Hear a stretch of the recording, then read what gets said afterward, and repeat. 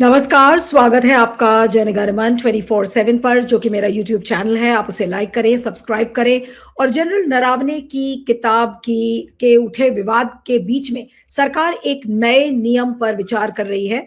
और इस नियम के मुताबिक सेना के अफसरों और सरकार के बड़े पदों पर रहे अधिकारियों को रिटायरमेंट के तुरंत बाद किताब छापने की इजाजत नहीं होगी। अगर ये नियम लागू होता है तो ऐसे अधिकारियों को 20 साल इंतजार करना पड़ेगा, यानी कि 20 साल का कूलिंग ऑफ पीरियड जिसको कहते हैं। और अभी सूत्रों के हवाले से यही जानकारी मिल रही है कि अधिकारियों ने नाम न छापने की शर्त पर ये सारी चीजें मीडिया को बताई हैं। ये कहा जा रहा है कि अभी हाल में एक कैबिनेट मीटिंग हुई थी जिसमें कि 27 मुद्दों पर बातचीत होनी थी। लेकिन क्योंकि जनरल नरावने की किताब और एप्स्टीन फाइल्स को लेकर काफी शोर मच रहा था, तो ये इनफॉर्मल डिस्कशन में ये बात निकल कर आई। और जितने भी कैबिनेट के मंत्री थे उन्होंने एक आम सहमति बनाई कि ये 20 साल का कूलिंग ऑफ पीरियड मैंडेटरी होना चाहिए, यानी कि अनिवार्य होना चाहिए। अब सुनाई ये पड़ रहा है कि शायद ये ऑर्डर जल्दी निकल जाए, लेकिन इस ऑर्डर को लेकर सोशल मीडिया पर काफी चर्चा है। और आज ये टॉप ट्रेंडिंग सब्जेक्ट्स में है कि 20 साल का कूलिंग ऑफ पीरियड सरकार लेकर आ रही है ताकि जितने भी अधिकारी हैं वो किताब न लिख पाए। लेकिन ये कितना लॉजिकल है इस तरीके का एक कूलिंग ऑफ पीरियड लाना, वो भी 20 साल के लिए? तो सवाल ये उठता है कि सिर्फ मिलिट्री ऑफिसर्स के लिए क्यों नहीं, आप कूलिंग ऑफ पीरियड जजेस के लिए भी लेकर आइए, ब्यूरोक्रेट्स के लिए भी लेकर आइए। तो कुल मिलाकर ये 20 साल का कूलिंग ऑफ पीरियड किस तरह से हम देखें। इस समय हमारे साथ लेखक और पॉलिसी एक्सपर्ट पुष्पराज देशपांडे जुड़ रहे हैं। Pushpraj, thank you so much for joining. और पहला सवाल इसी से ही जुड़ा हुआ है कि ये 20 साल का जो कूलिंग ऑफ पीरियड है, ये क्या है बेसिकली, इसके पीछे का लॉजिक क्या है, सरकार क्या बताने की कोशिश कर रही है? क्या वो ये कह रही है कि सेना के अब जितने अधिकारी हैं वो अब किताब एक तरीके से लिख ही नहीं सकते? नीलू जी, आपको और हमारे दर्शकों को मेरा नमस्कार। पहली बात ये साफ है कि जनरल नरावने की जो किताब है, जिससे देश भर में हलचल शुरू हो चुके हैं, संसद में भी इसके बारे में चर्चा हुई थी, उसको देखते हुए भाजपा सरकार एक इस नियम पर विचार कर रही है। इस बात को अलग रखते हैं अभी के लिए कि भाजपा सरकार एक पूर्व आर्मी चीफ का मुंह बंद करने की हरकत कर रही है। ये साफ है कि भाजपा सरकार को ये एहसास हो गया नीलू जी कि जनरल की किताब ना तो ऑफिशियल सीक्रेट्स एक्ट का उल्लंघन कर रही है, ना आर्मी के सर्विस कॉन्डक्ट एंड पेंशन नियमों का, ना रक्षा मंत्रालय के गाइडलाइंस जो पब्लिकेशंस के ऊपर होते हैं उसका।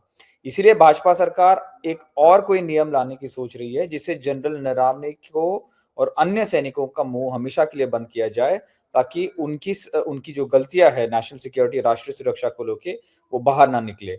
मुझे तो ये हमारी सेना का अपमान लगता है। पहली बात तो ये है। दूसरी बात नीलू जी ये है, अगर भाजपा सरकार ये नियम लागू करती है तो ये पारदर्शिता और जवाबदेही, ट्रांसपेरेंसी और अकाउंटेबिलिटी को इतिहास की कूड़ेदान में डाल देगी। क्योंकि अगर कोई सरकारी कर्मचारी 65 साल की उम्र में रिटायर होता है तो वो अपने जो किताब या ऐसे कोई गलती हुई है या चोरी हुई है या भ्रष्टाचारी हुई है, उसका खुलासा 80 के मतलब जब वो 85-86 ईयर्स की उम्र के हो जाएंगे तब तक वो छाप ही नहीं पाएंगे। क्या ये भ्रष्ट लोगों को बचाने और किसी किसी की गलती को छुपाने का भाजपाइयों का षड्यंत्र नहीं है? और इससे एक बड़ा सवाल खड़ा होता है नीलू जी, क्या आज भी भारत का राष्ट्रीय नारा सत्यमेव जयते है या असत्यमेव जयते बनाना चाह रही है भाजपा? जी नीलू जी। एक चीज और भी है, आप तो कई किताबें लिख चुके हैं कि अगर 62 या 65 साल में रिटायरमेंट होता है आर्म फोर्सेस के लोगों का, और उसके बाद 20 साल के बाद, यानी कि कुल मिलाकर ऑलमोस्ट 85 ईयर्स की उम्र में लिखेंगे, तो उस समय कौन सा पब्लिशर किस किताब क्यों छापने के लिए इंटरेस्टेड होगा? क्योंकि पब्लिशर की भी एक प्रवृत्ति होती है कि जो कॉन्टेक्सचुअल हो, उस समय के लिए रेलिवेंट हो, वो उस किताब को छापे। 20 साल बाद या 25 साल बाद कोई पब्लिशर उस सब्जेक्ट पर क्यों लिखेगा? ये तो एक तरीके बिल्कुल। से हो गया कि आप छापिए ही मत एक तरीके से किताब। भाई बस वही है, इनका मेन उद्देश्य तो यही है ना, मुख्य उद्देश्य उनका यही है। क्योंकि आप समझिए कि 20 साल के बाद, मतलब आप समझिए कि ऑपरेशन पराक्रम हुआ या IC 814 का जो कंदाहार में हाईजैकिंग हुआ, उसकी किताब आप 2000 की, ये सब 98 99 2000 के समय की बात है, उसको आप 20 साल बाद यानी अब आप छाप सकते हो। तो आप खुद ही समझ सकते हो कि सरकारें बदल जाएंगी, जो उस समय के जो अफसर थे, जो उस समय के जो नेता लोग थे, वो सब निकल गए, जैसे वाजपेयी जी, प्रमोद महाजन जी, रक्षा मंत्री उस समय जो फर्नांडिस थे, जॉर्ज फर्नांडिस थे, वो सब लोग या तो गुजर गए हैं या तो वो पार्टी से ही, मतलब अडवाणी जी भी थे डिप्टी प्राइम मिनिस्टर, वो पार्टी से ही मतलब निष्कासित हो गए या मार्गदर्शक मंडल में। तो फर्क क्या होगा? आप मतलब एक सिर्फ एक ऐतिहासिक मतलब नैरेटिव छापने के लिए आप डाल रहे हो, लेकिन जो जनता जनता की प्रति जो सरकार की जवाबदेही होती है वो तो बिल्कुल नष्ट हो जाएगी ना। ना किसी को कोई सजा मिलेगी, ना आप किसी को कुछ पूछ सकते हो, क्योंकि जो पूछने वाले हैं वो चले जाएंगे। बस मतलब आप समझ रहे हो ना मैं जो बात कह रहा नहीं, तो हूँ। इसका मतलब ये है कि ये है हमें कि जो हमें बाजार में जो हम शेल्व्स पे जाते हैं किताबें पिक करने के लिए, तो उन किताबों मतलब वहां पर शेल्फ पर मोदी जी या मोदी जी की सरकार सिर्फ ये चाहती है कि ऐसी किताबें दिखें जिसमें मोदी जी का ही गुणगान रहे, क्योंकि और कोई क्रिटिकल एनालिसिस किसी किताब की होगी नहीं। क्योंकि जो प्रैक्टिशनर्स हैं प्रोफेशन के, चाहे वो आर्मी के हों चाहे ब्यूरोक्रेट्स हों, अगर उनको इस बात की इजाजत ही नहीं होगी कि वो अपना जो आंखों देखा अकाउंट है और वो अगर लिख सके, तो फिर इसका मतलब तो यही है कि अब आपको आने वाले दिनों में जो बुक शेल्फ्स होंगे उस पर सिर्फ भजन कीर्तन वाली आपको किताबें मिलेंगी कि वाह मोदी जी ने ये कर दिया, मोदी जी ने वो कर दिया, और कोई क्रिटिकल एनालिसिस पढ़ने के लिए रहेगा ही नहीं अपने देश में। बिल्कुल नीलू जी, भाजपा सरकार ऐसे किसी भी किताब या फिल्म पर बैन नहीं लगा सकती जो उसे ठीक ना लगे या जो उनके कारनामों का पर्दाफाश करे।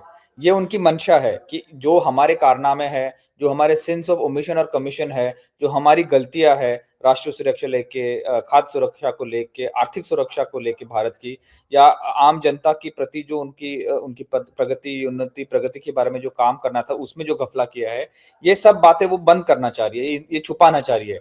और इनका बैन करना मतलब आप देश की तरक्की और उन्नति को रोकने में आप बड़ी बाधा डाल रहे हो।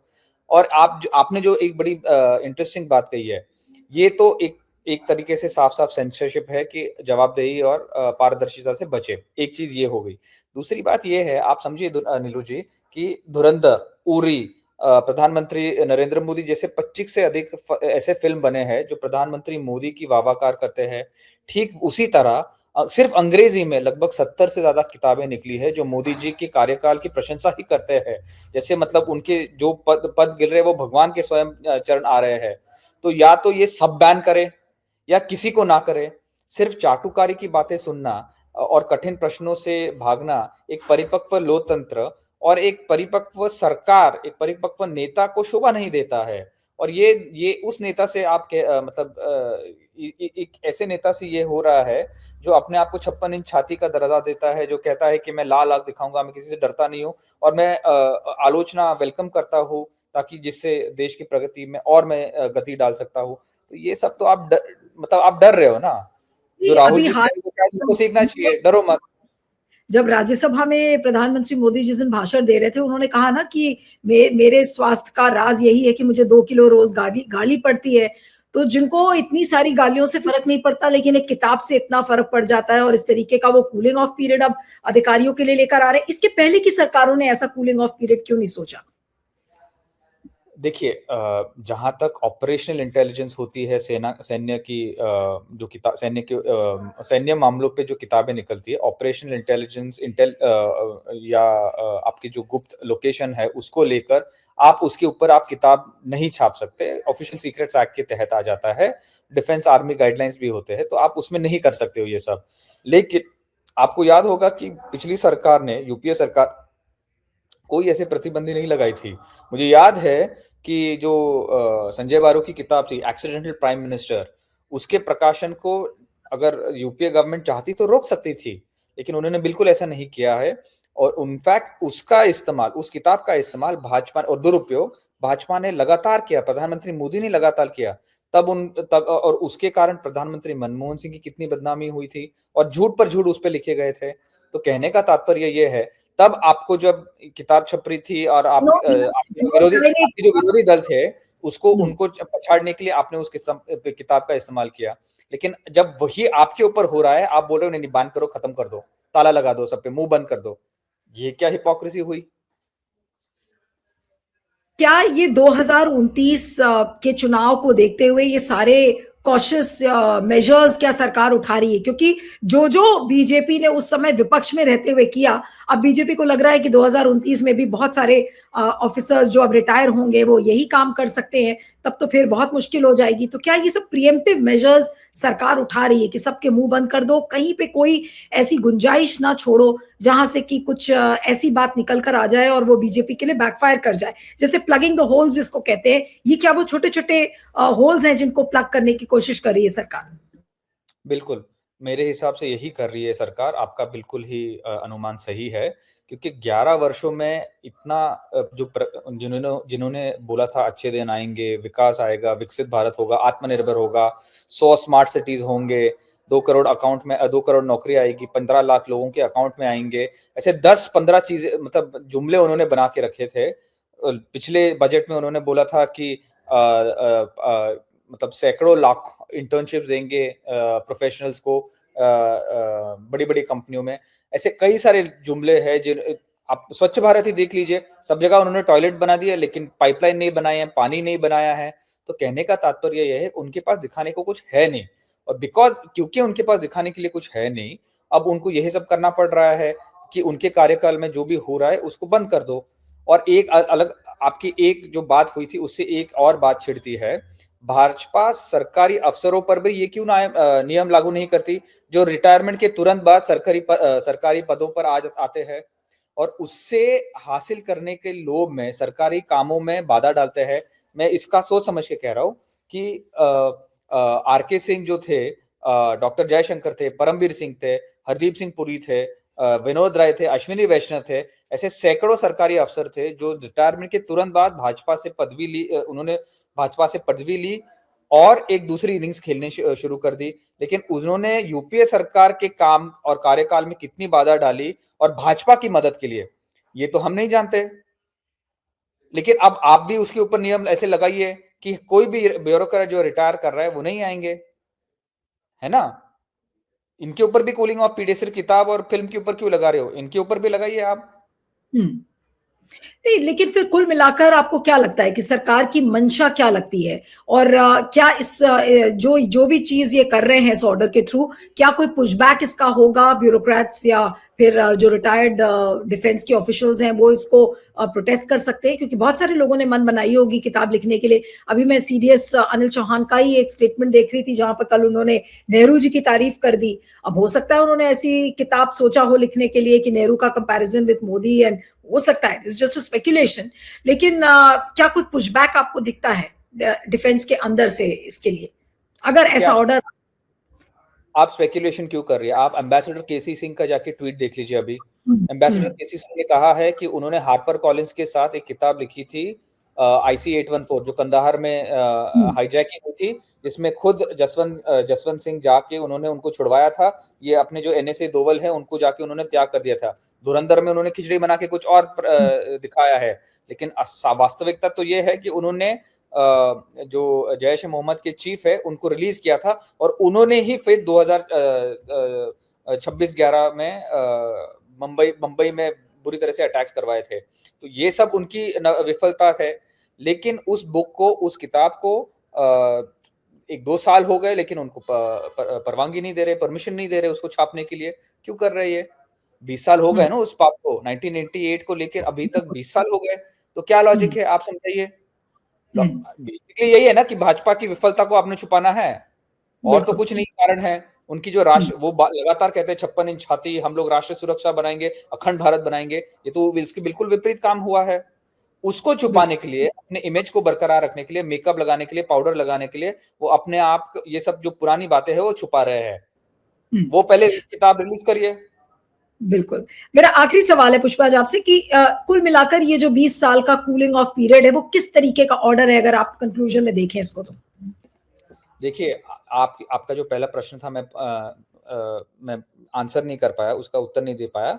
लेकिन देखिए, मुझे सचमुच लग रहा है कि जो अफसर है, जो सचमुच ऑनेस्ट ऑफिसर्स है, जो देश की प्रगति के लिए इच्छुक है, जो देश हित में काम करना चाह रहे हैं, राष्ट्र हित में काम करना चाह रहे हैं और जिनको सचमुच लगाव है, जो देशभक्त है और जिनको लग रहा है कि जो भाजपा सरकार कर रही है, जो जुमलों से सरकार चला रही है, जो कर्ज ले रही है अपने ऊपर, जो देश की जो मतलब जो एसेट्स है उसको बेच रही है, त्याग रही है, जो जैसे अभी ये जो यूएस डील हुआ है जिसके इसके कारण कृषि क्षेत्र में बड़े समस्या आने वाली है, जो हमारी आर्थिक और ऊर्जा इंटरेस्ट को मतलब न्यौछावर कर रही है।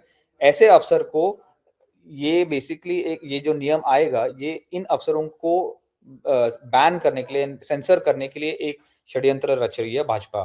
तो कहने का तात्पर्य मैं फिर से वही कह रहा हूँ, जवाबदेही और पारदर्शिता से बच रही है भाजपा सरकार, और उनके जितने भी विफलताएं हैं इस पिछले 11 वर्षों में, उसको छुपाने का एक ये बड़ा षड्यंत्र है। इससे साफ जाहिर होता है, प्रधानमंत्री मोदी ना प्रेस कॉन्फ्रेंस करते हैं, बाकी जो उनके मंत्री लोग हैं, पीयूष गोयल हो, डॉक्टर जयशंकर हो, निशिकांत दुबे हो, अन्य और गिरिराज सिंह हो, ये अभी भी किसी भी प्रेस कॉन्फ्रेंस में वास्तविकता पे बात नहीं करते हैं। जो प्रश्न पूछे जाए उनका मतलब उत्तर ना देते हुए सिर्फ विपक्ष के ऊपर हमला करते हैं। तो ये इनकी पिछले 11 वर्षों से एक मंशा रही है कि वो अपनी जो विफलता है, अपनी जो गलतियां है, उसको छुपाए और अटैक करे लोगों के ऊपर, उनके ऊपर आक्रमण करे, राइट? तो ये उसी का एक ये उसी को आप इसको इसी दायरे में देखिए। ये बेसिकली अपने अपने जो सच्चाई है उसको छुपाने के लिए और एक पीआर, एक प्रोपेगेंडा इमेज बनाने के लिए एक बड़ा षड्यंत्र है, और कोई बात नहीं है इसमें। बिल्कुल। चलिए, आपका बहुत-बहुत शुक्रिया Pushpraj. Thank you so much for joining. Thank you. शुक्रिया।